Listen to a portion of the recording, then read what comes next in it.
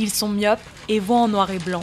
Ils sont 2 fois plus nombreux que les Parisiens et la nuit tombée, nous les entendons sortir en quête de nourriture. Chaque soir, il serait 4 millions de rats à grignoter dans les rues de la capitale.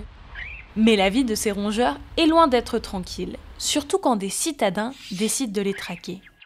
Vous voyez ici, tout ce que les rats ont sorti comme terre pour pouvoir faire leur terrier. Aidé par une dizaine de bénévoles dératiseurs, Jacques d'Allemagne a trouvé plus de 50 rongeurs dans cet espace vert. Ils vivent dans un milieu extrêmement sale, pathogène, donc il faut les réguler de façon à avoir un taux raisonnable de rongeurs. Pour cela, il positionne à des endroits stratégiques des appâts. C'est une boîte qui a une espèce de chicane à l'intérieur, dans lequel on met un appât toxique que le rat va aller manger. Mais est-ce vraiment utile de dératiser? Chez Aurouse, on vous dira que oui. Depuis 1872, c'est leur fonds de commerce. De quoi effrayer tous les rats de Paris. La fois que je les vois hier soir, il était entre le frigidaire et les placards, il s'est enfilé. Chaque jour, une dizaine de clients viennent se plaindre des rongeurs et ils sont au bon endroit. C'est ici que la tapette à souris a été inventée. Vous avez 3 types de tapettes.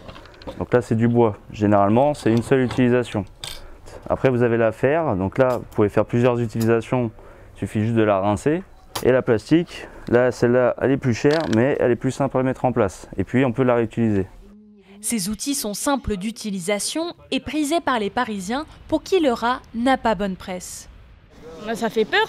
On peut avoir des maladies à cause de ça. Il y en a beaucoup, surtout dans les jardins publics. Moi, j'évite de faire des pique-niques à même l'herbe, ce genre de choses. Je suis un petit peu phobique, comme beaucoup de gens. C'est pas très agréable, mais oui, ça fait partie de l'environnement, il faut l'accepter. J'en entends beaucoup parler dans les reportages, même dans les gens qui habitent à Paris disent qu'il y a beaucoup de rats. Mais faut-il réellement craindre la présence de ce rongeur à nos côtés? Les rats parisiens, par exemple, sont porteurs de leptospire, donc ils peuvent transmettre le pathogène à des hommes ou à d'autres animaux. C'est une maladie qui est le plus souvent pas très grave, donc dans 90% des cas, elle donne des signes d'une forte grippe.